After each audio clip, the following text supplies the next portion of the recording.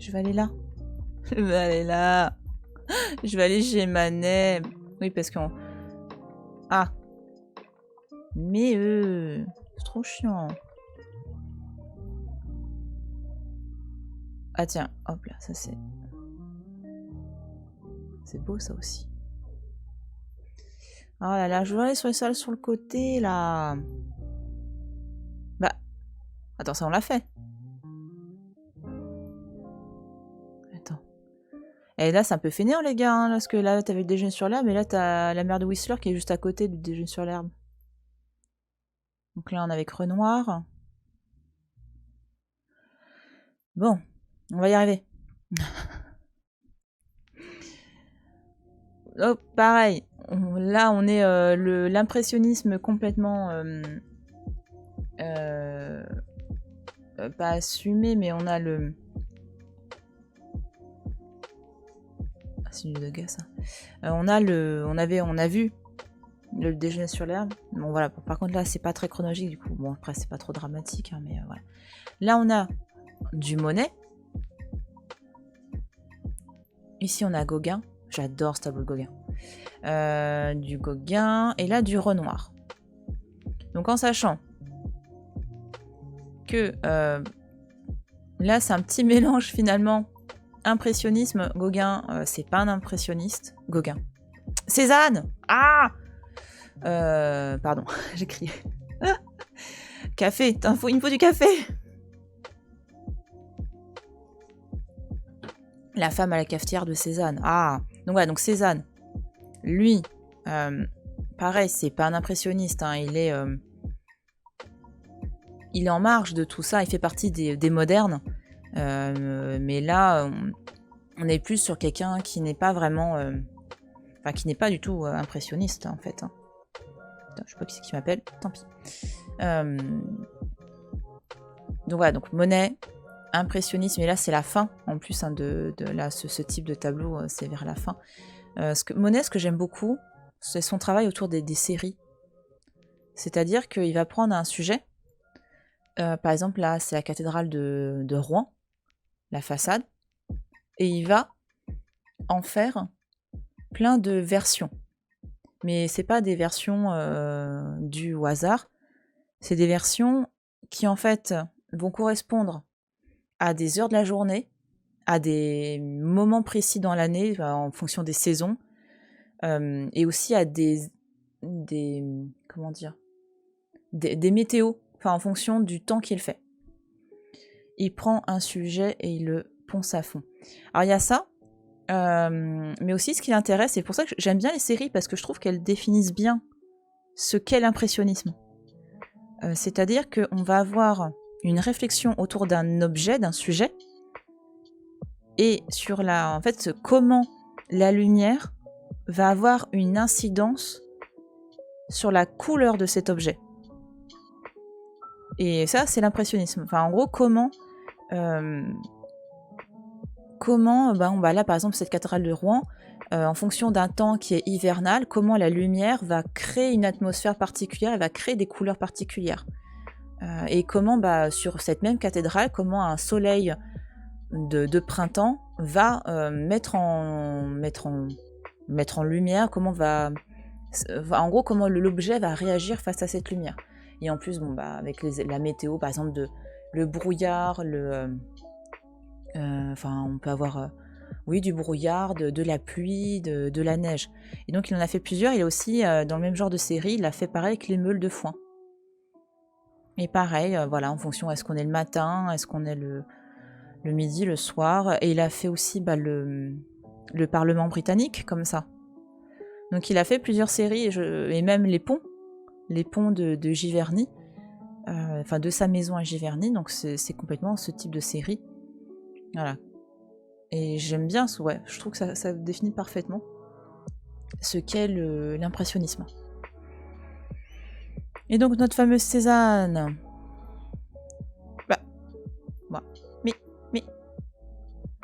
Voilà, c'est mieux. Donc ouais, Cézanne.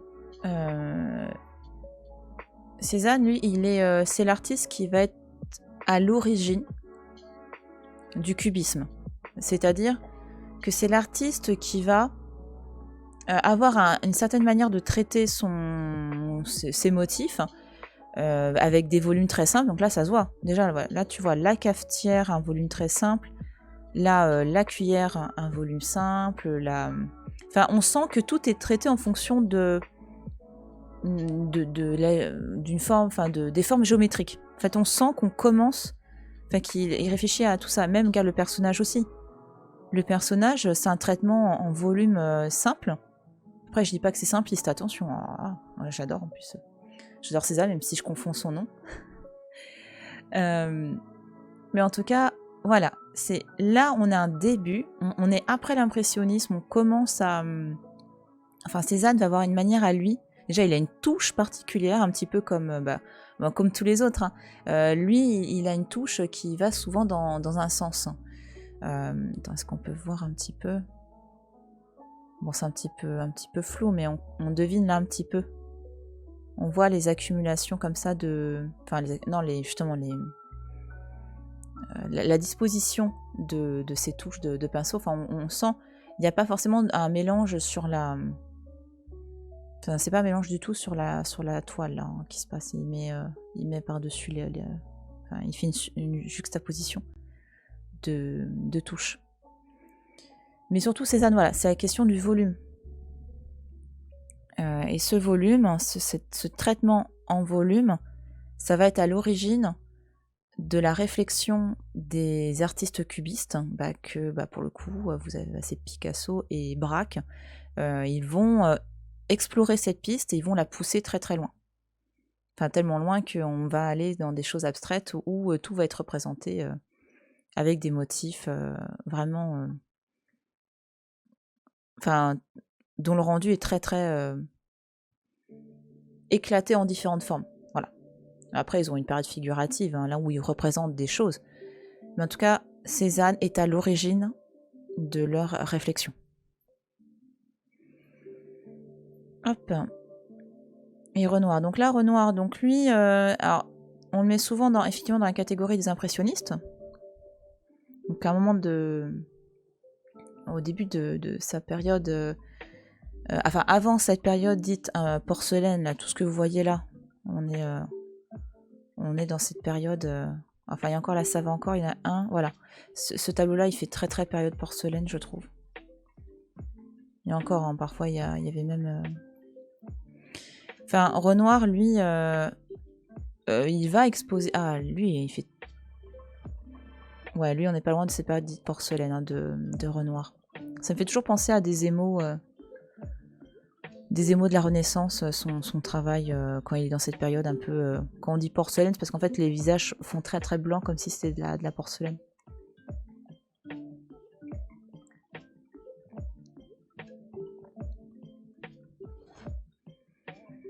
Et du coup, Renoir, donc il va être un petit peu au début, il va traîner avec la bande, mais il va pas toujours exposer avec eux.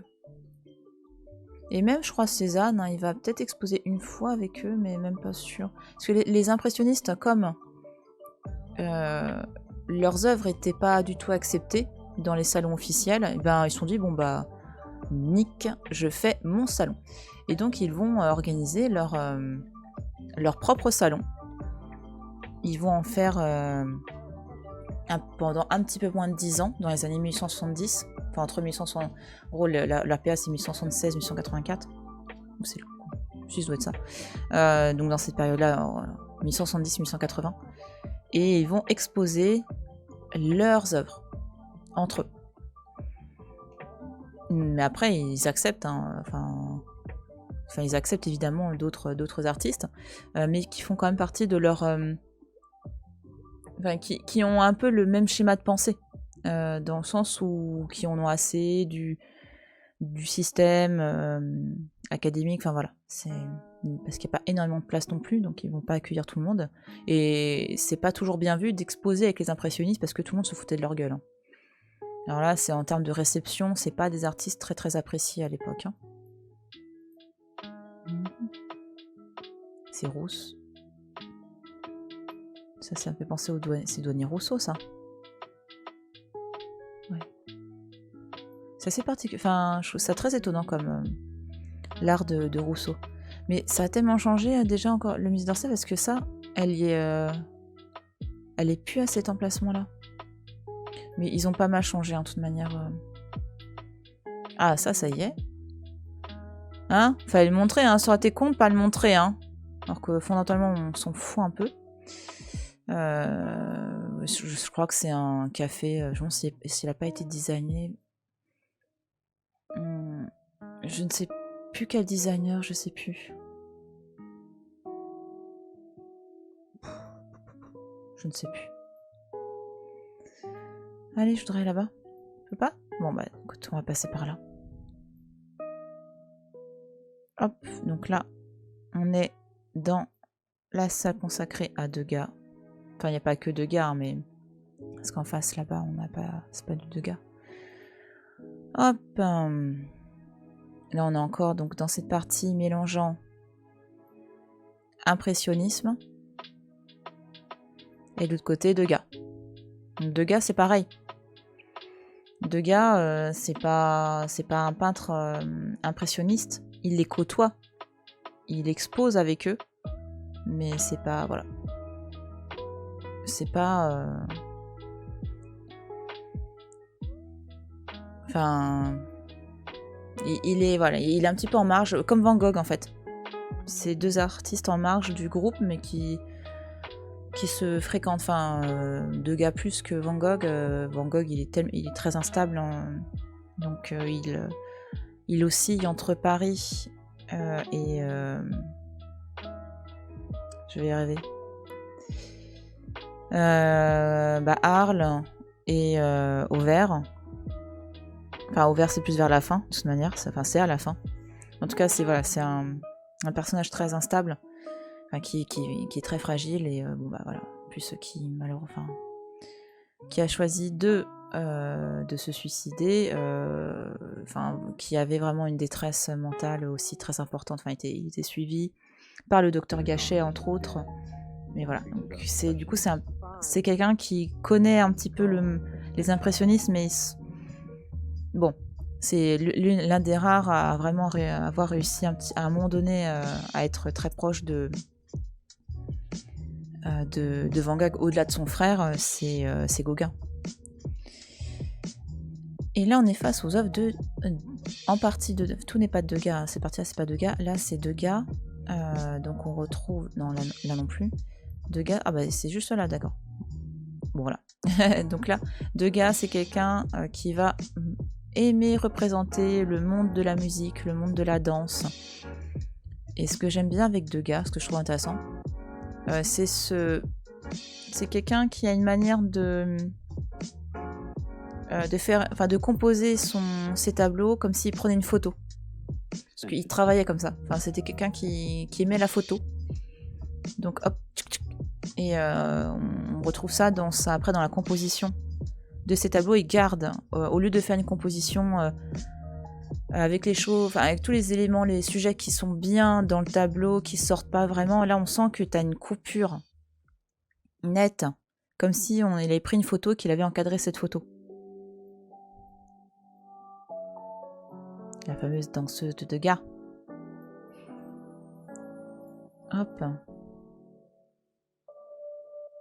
Je trouve très intéressante et un petit peu perturbante, cette sculpture.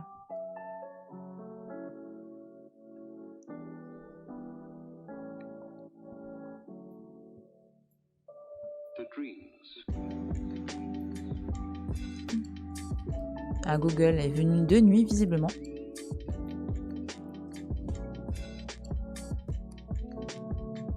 Mais c'est vrai que ça bouge beaucoup. Il y a plein de tableaux que j'ai pas revus lors de ma dernière visite. Donc là, beaucoup. Aussi, l'impressionnisme, c'est beaucoup de paysages. C'est beaucoup de paysages parce que le but aussi des impressionnistes, c'est de sortir de l'atelier. Enfin, ils peignent en atelier, mais leur but, c'est justement de travailler sur la manière dont la lumière a une incidence sur les couleurs des choses, des objets. Donc évidemment, eux, ce qui les intéresse, c'est d'aller à l'extérieur, de voir les choses, avec ces différents types de lumière. Pareil sur l'eau. Tu vois, quand tu as la lumière qui se reflète dans l'eau, ça crée différents effets. Parfois, ça reflète complètement comme un miroir les couleurs ou les motifs. Enfin, pareil que la neige, hein, il y a ce côté extrêmement éblouissant de la neige. Donc, les artistes impressionnistes, ils vont vraiment beaucoup aller dehors. Donc, c'est pas les premiers à le faire. Hein. On avait déjà d'autres artistes qui le faisaient. Mais eux vont vraiment y aller très très souvent.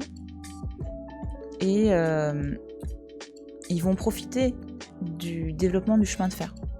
Ça va être super utile hein, pour eux.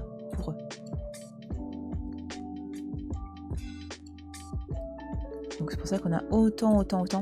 Donc après, le développement du chemin de fer, à ce moment-là, c'est... Donc on a des grands points qui sont reliés, mais là je parle vraiment aussi du développement en fait des transports vers les villes, au niveau de l'Île-de-France. On a notamment le développement du chemin de fer vers Pontoise, vers Fontainebleau, Auvers-sur-Oise. Enfin, là, on a vraiment toutes ces villes, Argenteuil. Enfin, ce sont toutes ces villes aux alentours qui vont devenir des destinations phares pour les artistes impressionnistes. Là, je crois que c'est Moret-sur-Loing. Bon, aujourd'hui, c'est des destinations super sympas pour faire de la rando, notamment. J'aime beaucoup ce tableau. On pourrait pas s'approcher un petit peu? Ça te dit pas... Google, ça te... Ah ouais, c'est un tableau que j'aime beaucoup de Monet, le champ de coquelicot. Ah d'accord, ah si, ils ont quand même mis des trucs en fonction... D'accord, mais vous l'avez mis que pour 2-3 trucs, quoi. Bon. On aura bien aimé pour un peu plus de choses. Enfin, c'est pas grave.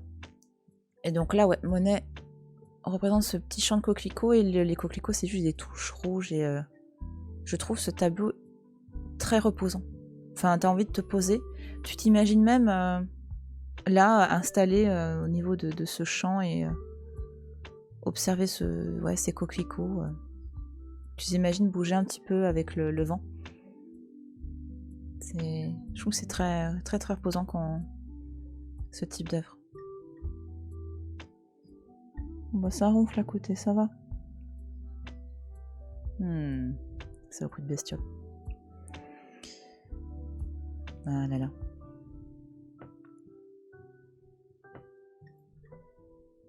Donc ça, c'est Degas encore. Ouais, il y a des petits moments, c'est pas... c'est un peu chiant parce que du coup, là, on est... Bon, c'est pas... Voilà. Un autre de Degas très très connu. Hop, hop, hop. Voilà. Je vais peut-être faire vite fait une petite pause de 5 minutes. J'ai besoin de me refaire un petit kawa vite fait, si ça vous dérange pas. Hop, hop, hop. Et puis même si ça vous dérange, j'ai besoin d'un café.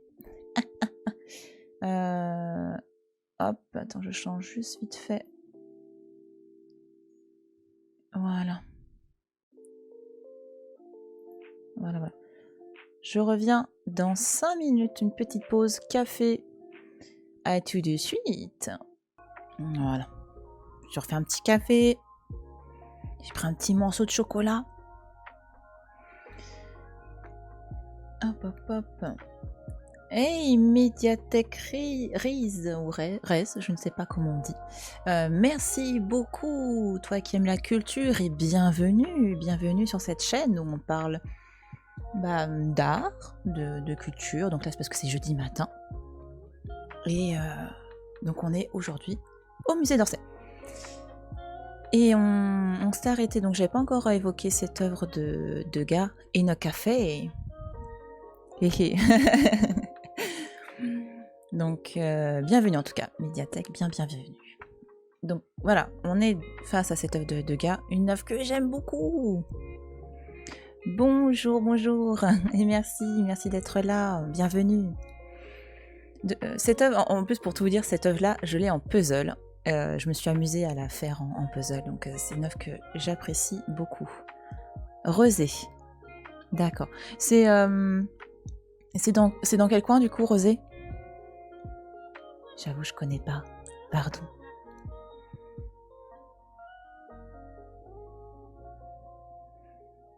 Ou c'est un nom peut-être, pardon. C'est peut-être un nom de... le nom en hommage, enfin le nom... le nom de quelqu'un qui en a donné en Loire-Atlantique. D'accord. Bah, bienvenue. C'est ça qui est chouette en fait avec... Bon, c'est vrai, le présentiel près de Nantes, d'accord. C'est vrai que le présentiel, ça nous manque à tous. Rien que là, moi, je préfère être dans le musée, là. Mais c'est vrai que ce qui est chouette, c'est qu'on... Ben, on casse les frontières. Enfin, je dis pas que... Là, je suis en train de dire que Nantes, c'est pas en France, au secours, je vais me faire insulter. Non, mais qu'en tout cas, ça casse la spatialité, quoi. Nous sommes tous plus... Finalement, il y a une possibilité de se rapprocher.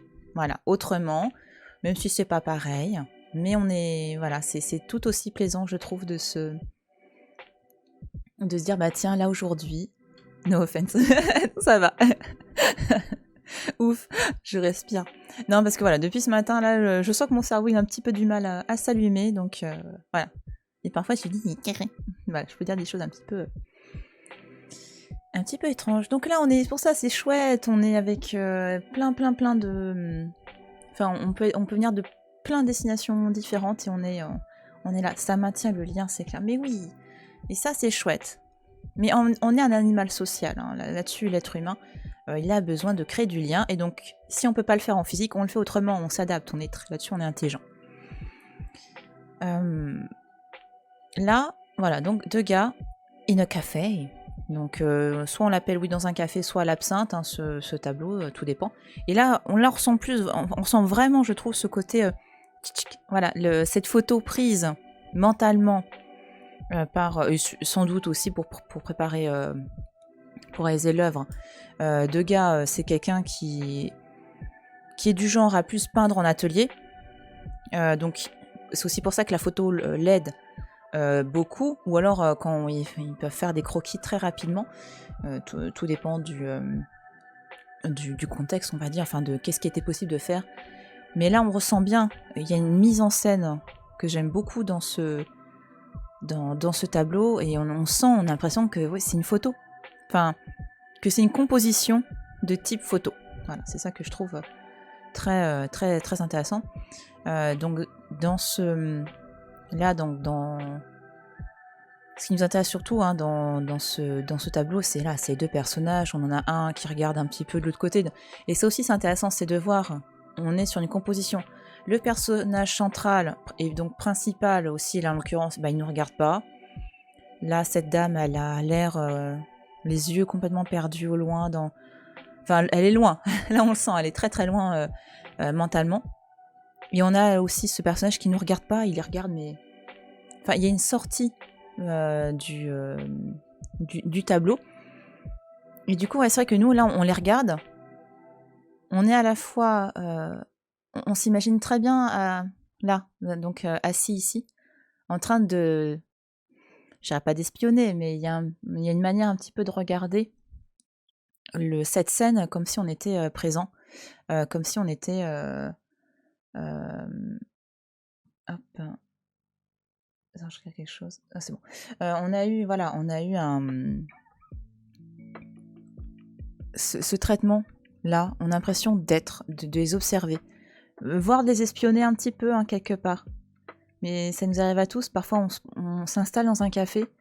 On regarde les gens parce que... Enfin, moi, je fais partie de ces gens qui aiment bien se poser dans un café et regarder. C'est pas pour espionner, mais je trouve qu'on apprend beaucoup en regardant les gens, et notamment quand on voyage. Quand je vais dans un autre pays, j'adore me poser sur une terrasse ou dans un café et regarder les gens, leur manière de se comporter. Enfin voilà. Après, écoutez, non, ça ne m'intéresse pas du tout. Parfois, je comprends rien, mais voilà. Et là, donc, on regarde ces gens et ils ont même pas besoin de nous dire des choses. On ressent beaucoup de choses. On ressent notamment de la tristesse quand on voit ce tableau. Enfin, là, on voit cette femme qui a les yeux complètement perdus dans le vague. Elle a l'air un petit peu triste aussi. Et l'œil, donc il y a une sorte de petite diagonale qui est faite. Hein. Donc notre œil, il est forcément capté. Bonjour le chat. Elle a... Oui, ouais, c'est ça, elle est au bout de sa... Mais complètement. Elle est au bout de sa vie parce que finalement, le vrai sujet de ce tableau, au final, c'est ça, c'est l'absinthe. L'absinthe qui, à l'époque... Oui, le chat. L'absinthe qui, à l'époque, fait des ravages. De manière, déjà, l'alcool fait des ravages de manière générale au 19e siècle. Parce que... en fait, on a perdu, enfin, on n'a pas vraiment cette habitude de boire beaucoup d'eau parce qu'elle n'est pas non plus de très grande qualité. Donc on a pris l'habitude de plutôt boire de l'alcool à la place. Ah, je n'avais pas remarqué le verre vert, effectivement.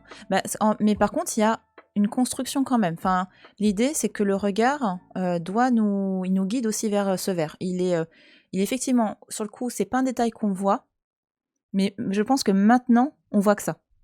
Enfin, il y a d'abord une construction, il y a des différentes lignes qui nous captent le regard. Et en fait, après, on s'oriente vers cette femme et ping, voilà, on va vers le verre. Et l'absinthe fait des ravages. Enfin, l'alcool et pire, l'absinthe. C'est-à-dire qu'on picole de beaucoup d'alcool, parce que l'eau n'est pas n'est pas de très grande qualité, c'est pas la cristalline. Chut, pas de marque. Mais merci Cristalline de m'envoyer un chèque d'ailleurs. Je plaisante. Mais en tout cas, on a un gros problème avec l'assainissement et le traitement de l'eau, de manière générale. Donc l'eau, c'est pas très très potable. Il y a un très gros problème. On a quand même vous voyez les fontaines Wallace, eh bien, c'était des fontaines qui ont été mises en place au cours du 19e siècle, enfin même plus vers la fin de mémoire, parce qu'il y avait un problème d'eau. L'approvisionnement en eau est très très compliqué, même au 19e. Alors en plus, on a l'approvisionnement et l'évacuation. C'est pour ça que tout ce qui est égout et compagnie, c'est au cours de la seconde moitié du 19e siècle, c'est pas avant. Et donc l'eau est un problème. Certains pourraient dire l'eau ça fait rouiller, certes, mais non. Mais en tout cas, il y a un problème avec l'eau. Et fondamentalement aussi, on boit parce que c'est pour oublier les problèmes de la vie, quoi. C'est franchement... Et notamment, là, on le constate, rien qu'avec le confinement en ce moment. Un climat anxiogène, un climat de détresse sociale, mentale ou autre, ça mène à l'alcool. Et au 19e siècle, on avait un très très gros problème d'alcoolémie. Donc en général, on allait très souvent boire après le boulot. Donc on avait le salaire était donné très souvent en fin de journée, parce qu'il n'y avait aucune... on n'était pas sous contrat, donc on pouvait être dégagé du jour au lendemain, mais c'est juste qu'on donnait la paye tous les jours. Et en général, les gens allaient picoler, parce que c'était pas hyper joyeux. Et puis le problème, c'est que quand on commence à tomber dans l'alcool, c'est un engrenage qui détruit les gens. On y revient. À quoi? à ça, par rapport à l'alcoolémie? Ah oui, non, mais carrément. Enfin, il y a des études qui sont en cours autour du confinement sur l'impact de ça. À l'absence de contrat. Oui, aussi, tout à fait. Ah, complètement. On revient à ça. Complètement. Tout à fait. Mais là, voilà. Et là, c'est ça que j'aime bien aussi avec Degas. Donc, Degas, en tant que personnage, il fait partie de ces gens avec un caractère un peu, voilà, même beaucoup. C'est pas un personnage super sympathique, même pas du tout. Mais en tout cas, il a quand même une vision de son époque que je trouve fascinante. Enfin, là, on voit cette femme avec son verre d'absinthe. À côté, l'homme qui complètement qui en a rien à péter, que la femme juste à côté de lui soit complètement, elle a l'air, est-ce qu'elle est pas justement shootée? Enfin, est-ce qu'elle est pas complètement dans les vapes de l'alcool, ou parce qu'elle a pas encore commencé, mais ça se trouve c'est son 12e verre, tu vois. On se pose la question. On se pose forcément la question. Et l'absinthe, donc, pourquoi l'absinthe, c'est pas un sujet anodin, l'absinthe, à ce moment-là. L'absinthe contient, à l'état non traité, l'absinthe contient une molécule qui a une incidence sur dans le cerveau en fait. Et c'était vrai, hein, l'absinthe rendait parfois les gens fous. À force, enfin, il y a quelque chose à l'intérieur, c'est cette molécule-là qui rendait les gens fous. Donc on a beaucoup de personnes qui ont été enfermées. Et en même temps, à l'époque, on enfermait aussi facilement pour pas grand-chose. Mais il y avait vraiment des ravages neurologiques à cause de l'absinthe. Donc c'est pour ça qu'à un moment donné, l'absinthe a été complètement interdite. Aujourd'hui, vous pouvez en boire, avec modération, car déjà, c'est revenu à la vente, parce qu'on a traité l'absinthe, on a retiré cette molécule qui était néfaste, qui était dangereuse pour le cerveau. Donc d'ailleurs, c'est quelque chose que j'ai jamais goûté. Ça pourrait être... Je crois, si j'ai bien compris, ça ressemble un petit peu à l'anis, en question goût. J'avais demandé à une étudiante, j'avais donné un cours sur ça, elle me dit « Ah non, j'ai goûté, ça ressemble... » Enfin, de mémoire, ça ressemble à ça, elle m'avait dit l'anis.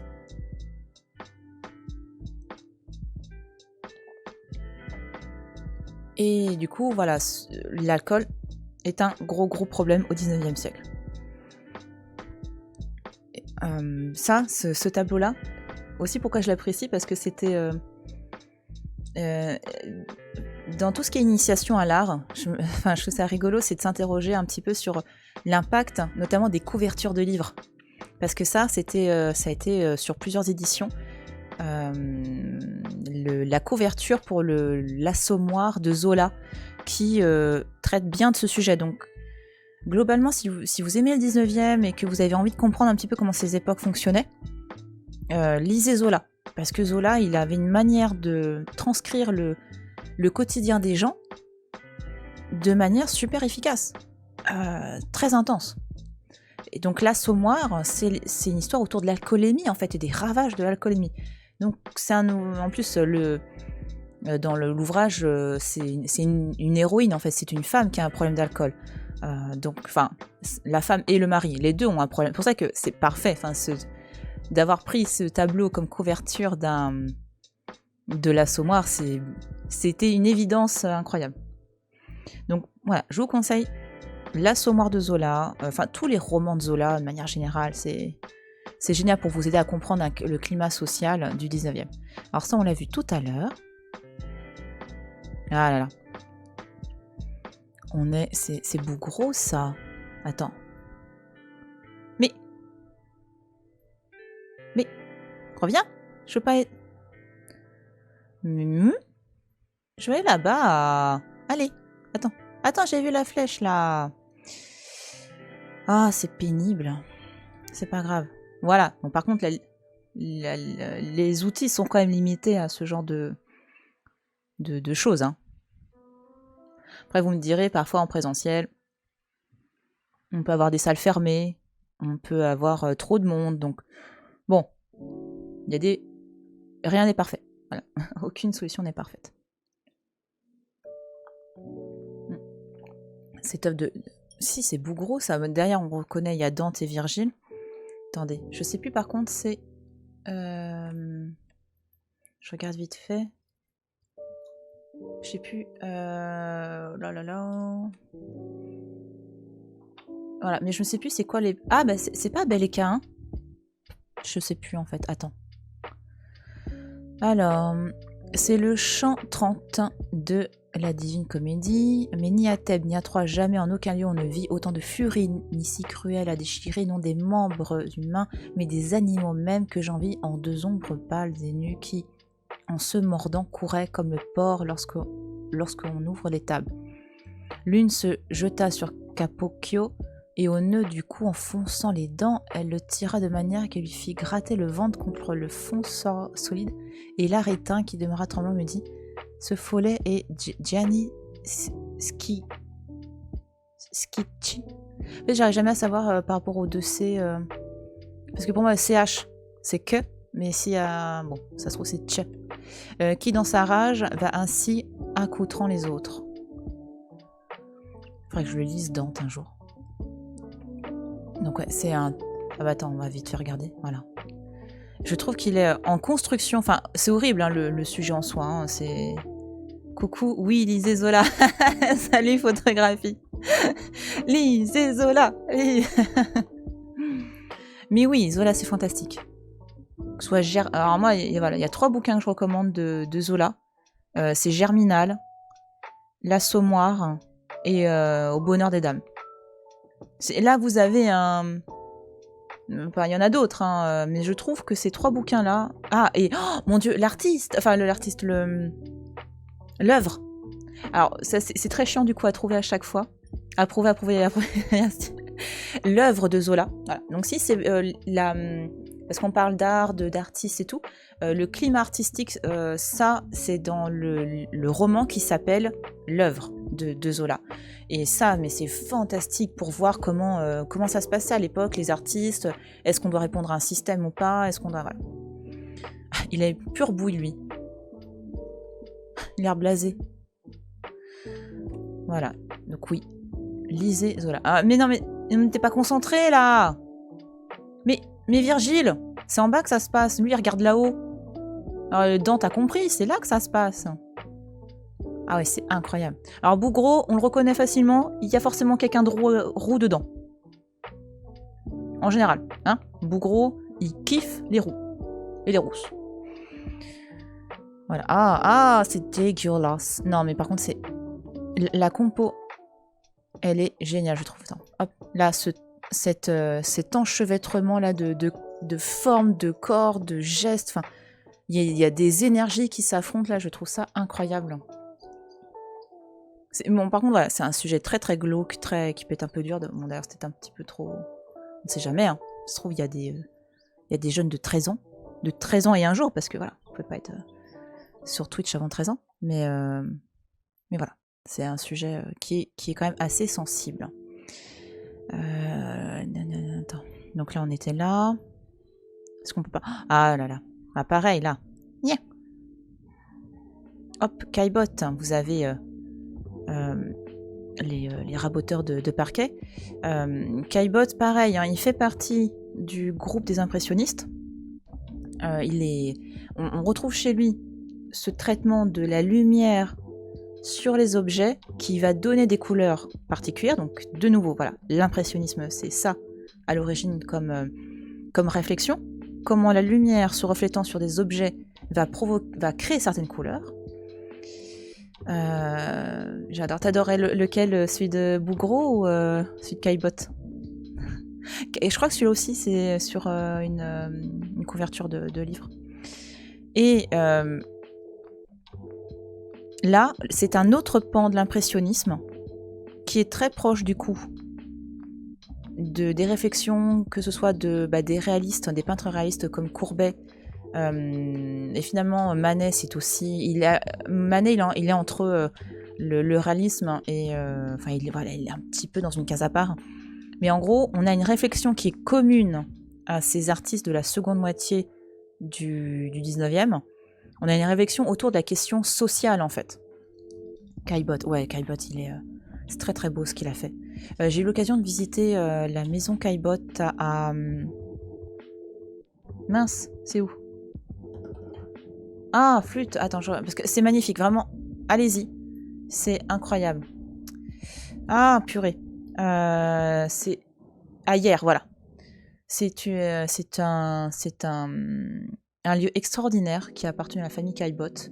Et c'est très très beau, il y a un jardin, vous pouvez passer la journée sans problème, il y a un jardin, c'est... Enfin, quand on pourra retourner dans les musées. Bref, je m'égare. Mais en tout cas, la question sociale est très importante pour les artistes de cette période-là, et notamment chez les impressionnistes. C'est une préoccupation presque, enfin pas constante, mais c'est une préoccupation pour eux. Ils s'intéressent à représenter les gens de l'ombre, en fait, les personnes qui font partie du quotidien, mais qu'on ne voit jamais dans les tableaux. Parce que vous vous souvenez, on voit beaucoup de sujets mythologiques, l'histoire avec un grand H, enfin, ça c'est ce qui est officiel, c'est ce qu'on aime. Mais dès qu'on touche à l'univers de tous les jours, on n'aime pas trop ça. Et eux, ils vont se dire, mais non, mais attendez, on peut les représenter, ces gens, enfin, ils font partie de notre univers, donc pourquoi on les représenterait pas? Et en plus, ils ont des... la petite bouteille de vinasse, là. Ah là là. Bah bravo, hein. Hein? C'est pas comme ça qu'on va travailler, hein. Mais en tout cas, voilà, il y a cette question des gens, quoi, tout simplement. On représente les gens. Et pas que les dieux. Enfin, eux, les dieux, concrètement, ça les saoule. Mais pour autant, ça veut pas dire, encore une fois, qu'ils n'ont pas la culture classique. Comme on l'a vu avec le déjeuner sur l'herbe, c'est inspiré de motifs de la Renaissance, notamment, et de dieux de l'époque, enfin de la représentation de Dieu à la Renaissance. Mais on n'est pas obligé de refaire les mêmes choses. Donc, eux, en général, ils ont tous une très belle culture artistique, mais ils ont envie vraiment d'explorer d'autres terrains. Et la chose sociale, bah, ça les intéresse beaucoup.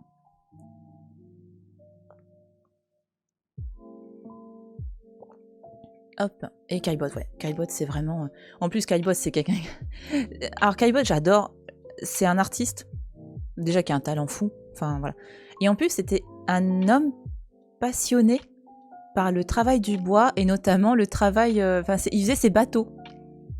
Caillebotte était passionné par la navigation, et donc lui, il en faisait tout le temps. Il était toujours en vadrouille avec un petit bateau, et il est encore plus badass, il les faisait lui-même. Enfin, je trouve ça fou, quoi. Enfin, il crée ses bateaux. Ouais. Donc, c'est quelqu'un que je trouve passionnant pour ça. Hop, hop. Donc là, du Renoir. Ah, là, voilà. Là, Renoir, vous comprenez bien l'impressionnisme là. On voit... Attends, voilà. La lumière, donc les petites taches. En gros, les raies de lumière qui passent. Enfin, les rayons de lumière qui traversent les arbres.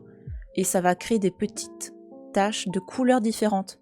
Donc c'est, voilà, là c'est dans l'ombre, donc c'est bleu, il y a moins de lumière, et ici on a des taches de couleurs, parce que ce sont ces petits rayons de lumière qui vont éclairer d'une certaine manière et qui vont avoir une incidence sur la couleur des objets. Donc là on voit pareil avec la robe, on voit qu'il y a différentes... ça fait plusieurs petites taches colorées, en fait. Alors sans le... Hop. Oh, Morisot. Oui, c'est vrai que c'est bien. C'est vrai que tout à l'heure, j'ai pas parlé de Berthe Morisot. Parce qu'il y a... On connaît surtout des noms d'artistes hommes, mais fort heureusement, on avait aussi des artistes femmes. Et Berthe Morisot fait partie vraiment de ces... Enfin, elle est vraiment... Elle a une technique aussi tout à fait intéressante de touche. Elle me fait penser à un traitement... Bon, évidemment, son traitement, il est unique, mais ça me fait penser un petit peu aussi à la touche de Manet, avec une petite influence aussi espagnole. Enfin, je trouve qu'on retrouve ça chez elle. Il date de quand, ce... 1872. Attends, c'est Manet, ça. Autant pour moi. J'étais persuadée que c'était Morisot qui l'avait fait, celui-là. Bon, bah voilà, quand je dis qu'il y avait une influence de Manet, j'étais pas loin, hein. Alors du coup, est-ce qu'on a du... Il est où son tableau à... Parce qu'on a du tableau de Morisot... Ah bah, je crois celui-là, là. Non, non, ça c'est Manet aussi, ça. Ouais, c'est Manet aussi. Attends. J'aimerais bien en trouver un. Quand même, ce serait plus sympa. Ah! Non, ça aussi c'est Manet, je dis des bêtises.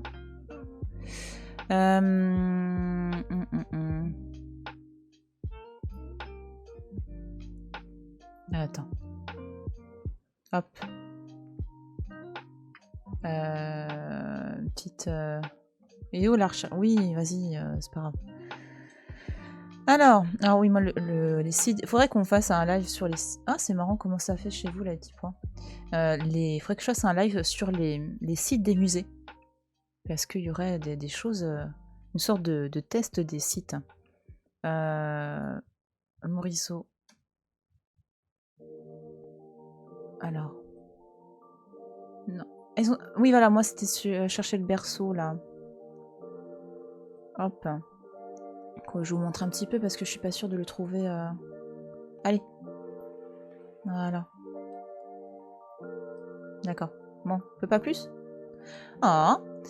Donc, voilà, en termes de traitement, pour moi, elle est je retrouve un petit peu ce goût espagnol dans le traitement, notamment de la touche, un peu de Manet, et là quand je vois ce tableau aussi un peu de Monet. Hein. C'est intéressant de voir comment les uns les autres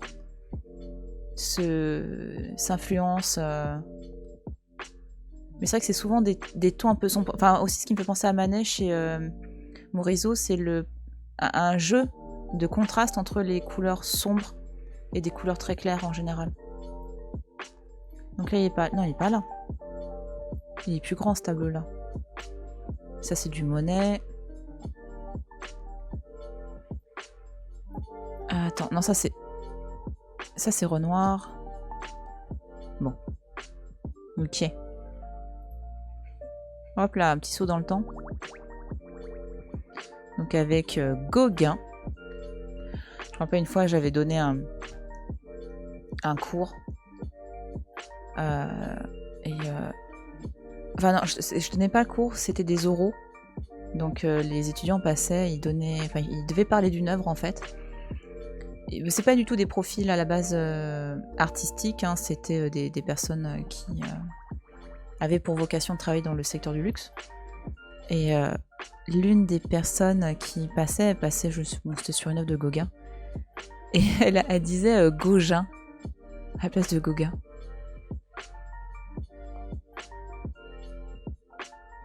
Et je disais, mais attention,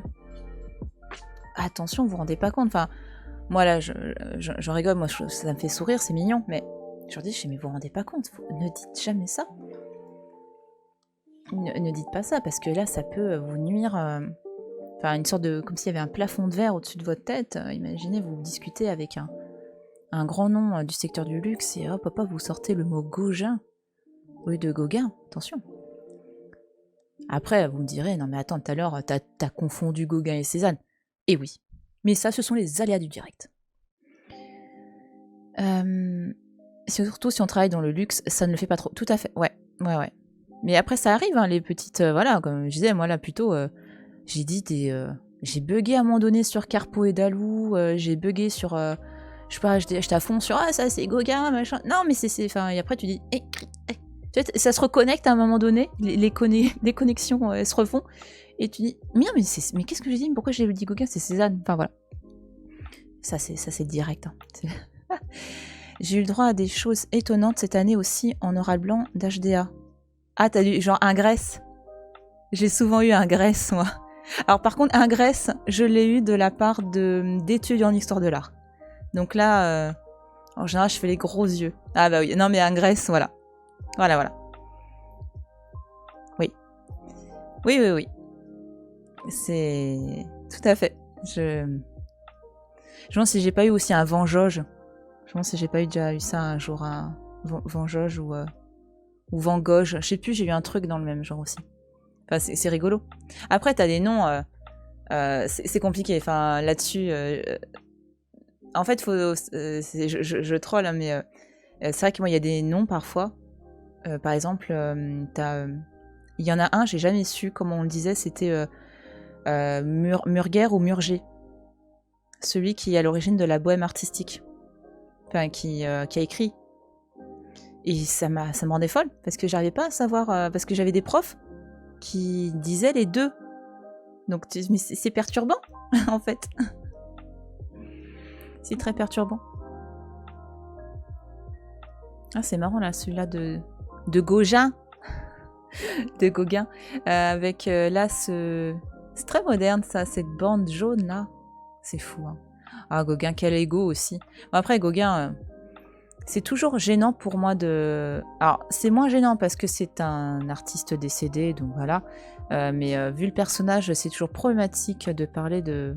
Parce c'est un... Voilà, visuellement, c'est fantastique ce qu'il a fait. Il n'y a pas de remise en cause du tout de ce qu'il a fait. Mais enfin, moi, je fais pas partie des gens qui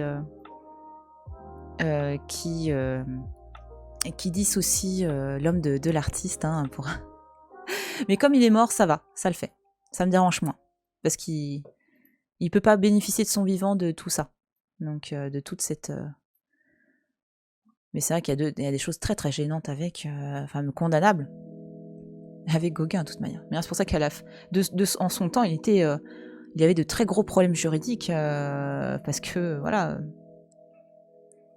il a été condamné pour enlèvement une jeune fille qu'il avait retirée d'une école un peu... c'était des centres où on avait à la fois c'était une école et en fait il a enlevé une gamine de là et il a épousé. Enfin, ce truc est hyper dégueulasse, hein. Enfin, c'est qui est complètement condamnable. Et il avait des problèmes juridiques à son époque, déjà par rapport à ça. Aujourd'hui, on lui remettra un Oscar sans doute. Ah, oui, je suis engagée. Non, mais ça m'énerve. Voilà. Donc, mais comme il est mort, on peut en parler. Ça, c'est très mignon, ça, attends. Là, mais attends, je veux voir la petite poule, là, qui est en train de marcher sur un lézard. Oh, ça, c'est un peu compliqué, ça. Ça, c'est très, très rigolo, ça. C'est pas une poule, mais... c'est peut-être un dodo, je sais pas ce que c'est. Voilà. Non, sinon, c'est très, très beau. C'est question couleur et tout, c'est magnifique. Et bim, l'Académie des Oscars. Mais tout à fait. Non, mais oui, alors là... Tout à fait, tout à fait. Ça, c'était une discussion très intéressante que j'avais aussi avec les étudiantes qui me demandaient justement mon avis sur la question. Et je sentais elles attendaient que je dise ça, quoi. Je leur ai quand même parlé de l'affaire... c'était qui? Salut Elysium. C'était Polanski. Oui, c'est Polanski. On a commencé avec tout ce délire. Et elle m'a demandé mon avis. Je lui ai dit, écoutez, quand il sera mort, j'aurai aucun problème à ce qu'on mette en avant ses œuvres. Yep, c'était ça, ok. Quand il sera mort, ouais, j'ai pas de problème. Parce qu'il pourra pas bénéficier de son vivant, d'une aura, d'argent aussi, hein, parce que voilà, il y a aussi cet aspect-là, faut pas déconner. Mais tant qu'il est vivant, ça me gêne. Non, je suis désolée, il y a un gros problème. C'est très problématique. Hop. Alors attends, parce qu'il y a plein de choses qu'on a déjà vues là. Ça, on n'a pas vu de Renoir, mais après, qu'est-ce qu'il y a d'autre dans cette salle? Ouais. Ouais, c'est pas les salles les plus extraordinaires selon moi. Oh, c'est pas bien de dire ça. Je sais. Voilà, j'assume. Voilà, du Renoir, les petites danses. Donc ça, c'est sympa. C'est pour parler notamment des loisirs à la seconde moitié du 19e siècle. La danse est très présente. Enfin, les bals, surtout enfin, il y a vraiment en plus le moulin. Bah tiens, il n'y a pas le bal du moulin de la Galette, là? Mais c'est où? Je crois que de mémoire, c'est... Ça doit être là-bas, non? Ils l'avaient pas mis là? Voilà. Ah, ça va, j'ai encore un petit peu de mémoire. Voilà. Donc la danse, les bals du dimanche... Enfin, du week-end, surtout du dimanche. Enfin, on adorait ça. On se rendait dans ces lieux et on passait la journée à festoyer, danser. C'était de très belles occupations de cette partie de la seconde moitié du 19e.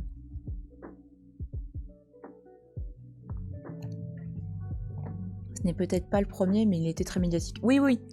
Oh, bah non, c'est pas le premier, malheureusement. Mais non, et en plus, il y a eu des prises de position très, très fortes, en fait, par rapport à lui. Hein. Ah bah tiens, là, il est là, il y a un autre tableau de... C'est Chorizo, la Berthe Chorizo. C'est vrai que c'est un peu plus doux, elle, en question dessin. Voilà, c'est un dessin...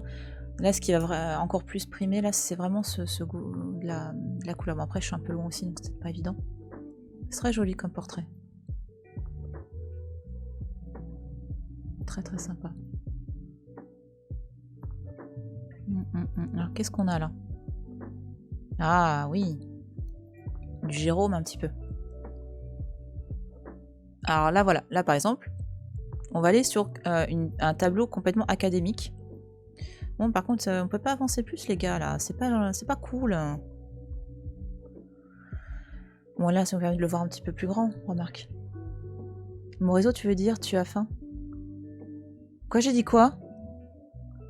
Non, mais il faut que j'arrête. J'ai dit quoi?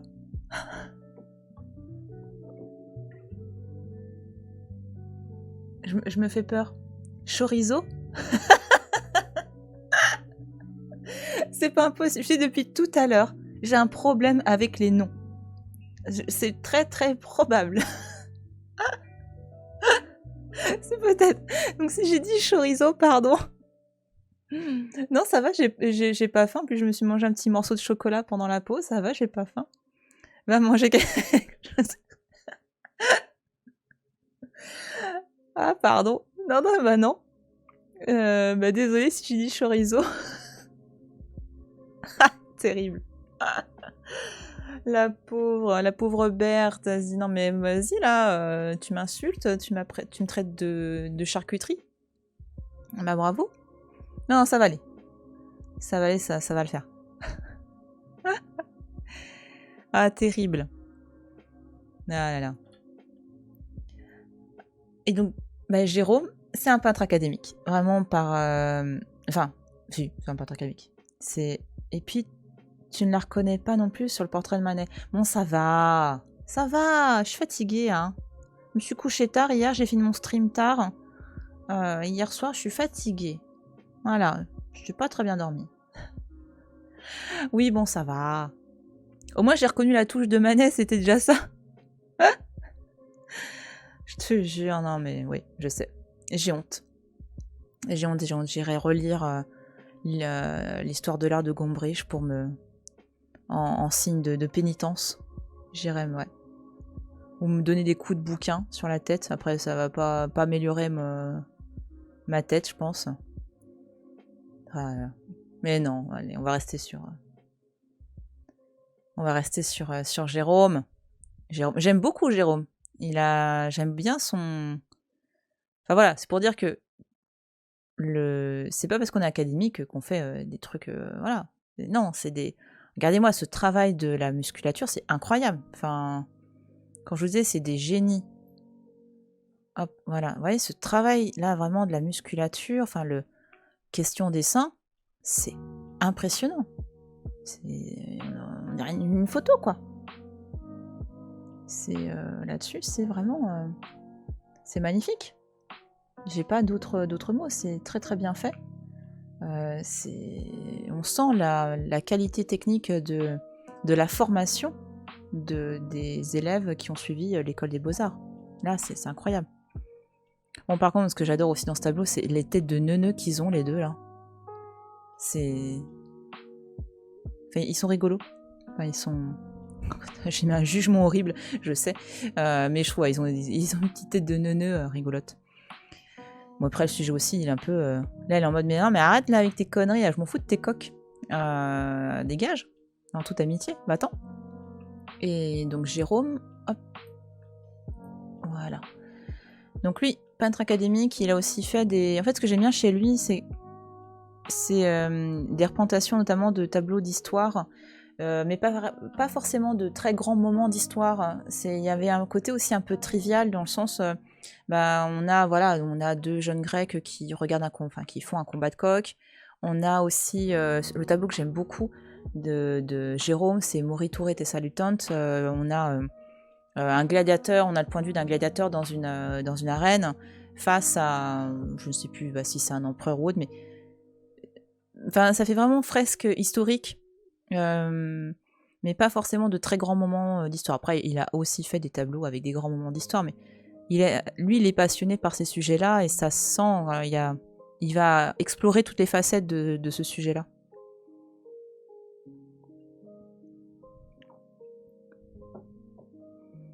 Alors. Et ça, on l'a déjà vu, les gars. Par contre, il n'y a pas les arts décoratifs et tout, là?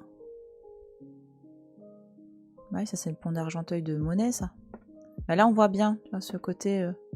la lumière qui a une incidence sur les couleurs, le reflet. Enfin, ouais. Mais bon, je voudrais bien qu'on voit un peu... genre, ils ont rien mis sur Courbet et tout? Ils déconnent, là? Enfin, c'est bon, on a ces bouffées de Renoir et tout, de... Non. Il n'y a pas de Courbet, là? Ils nous ont mis vite fait un Bougreau un petit peu là, et c'est tout? Mais c'est pas possible, ça. Attends, on va essayer de le choper, Courbet un peu, quoi, quand même. C'est un scandale. Attends, en plus... Ah si, on va essayer de choper... Mais je vais aller là. Oh là là, c'est terrible. Il est réaliste. Ah, c'est qu'on peut pas prendre de photos. Ça se trouve, Google, là, il pas le droit d'y aller. Mais attends. L'enterrement. Or non, on pouvait quand même... Bah non, il était où avant? Parce que... maintenant, l'enterrement à Ornans, il est là, dans cette salle-là. Avec l'atelier de Courbet. Mais ils ont mis où, du coup, là? C'était... Je sais plus quand c'était à cette époque-là. Hop. Donc on n'a pas le réalisme. Ah, attends. Bah mais ça, c'est... Je vais aller là-bas? Non, bah non. Ah là là là, oui, parce qu'il y a aussi des... Certaines salles sont réunies par collection, donc c'est pour ça que il arrive qu'il n'y ait pas de suite logique dans une même salle, c'est parce que c'est en fonction des donateurs. Dommage. Bah ouais, c'est dommage. Courbet, c'est pareil, c'est... artistiquement, je suis pas fan de ce qu'il a fait, mais quand tu connais le personnage, quand tu connais le... derrière toute la dimension politique et sociologique, c'est passionnant en fait. Il fallait m'enverser du café partout. Oh là là, je tristesse. Bon. Bon voilà, c'était une petite balade dans le musée d'Orsay. Donc avec, bon, on n'a pas pu aller partout. C'est dommage, mais bon. Franchement, c'était déjà, voilà, c'est déjà pas mal du tout en soi. Hein. C'est pas mal du tout. Hop, merci, bien sympa quand même, merci beaucoup. Ouais, mais par exemple, c'est vrai que du coup, là-haut, on n'a même pas pu aller voir Rodin, le Bourdelle et compagnie. C'est ça qui est un peu dommage aussi. Non, c'est toujours plus ou moins les mêmes. Parce que c'est pareil, tu vois, là, tu distingues un peu du... Tu vois Olympiade Manère rapido, enfin, tu la distingues un tout petit peu, mais t'arrives pas à rentrer dans le truc, tu vois. Attends, me dis pas, ils avaient mis une étiquette? Attends. Attends, reviens là. Hop. Alors, entre deux pylônes, t'as Olympia, si tu veux. Ah, terrible. Tu sens qu'ils ont fait un peu avec les moyens du bord. Affiché en réalité augmentée. Qu'est-ce que c'est ça? Ah, mais il faut... Ouais, il faut un... Voilà, j'imagine. D'accord, d'accord. Donc ça aussi, voilà, c'est partie de ces sujets de Manet qui ont beaucoup choqué, mais qui sont clairement influencés de motifs que ce soit de la Renaissance ou un petit peu de la peinture espagnole. Donc on a notamment... là, la référence, c'est la Vénus d'Urbino, entre autres. Jean-Michel, il faut qu'on fasse comme Ghost Street Mam à partir de demain. Bah oui, c'est rigolo. Et donc là, Olympia, c'est un personnage en plus qui pose plein de questions, notamment la question d'une femme, est-ce qu'elle attend son amant? Il y a une hypothèse un peu plus récente qui dirait que potentiellement cette dame derrière qui apporte les fleurs, parce que pendant très longtemps on l'a vue comme étant une domestique en fait, et ce serait peut-être une représentation d'un couple de lesbiennes. Donc, voilà, il y a des hypothèses, donc ça aussi c'est intéressant de voir que dans cette discipline, même si les œuvres sont figées, si on peut dire ça comme ça, on essaye un petit peu de... Enfin, la recherche se poursuit, il y a des interrogations, donc c'est intéressant. Après, voilà, j'ai pas vraiment regardé cette hypothèse, je la trouve intéressante en soi, après, bon, je sais pas. Lisez la super BD de Catherine Meurice, inspirée par ce tableau. Ah, je connais pas. Faudrait que je regarde, ouais. Et ça ira... Enfin... Ça... D'ailleurs, une BD pour tous ceux qui aiment la peinture du 19e. Ah, bah forcément. Je regarde ça de près. À regarder, à regarder.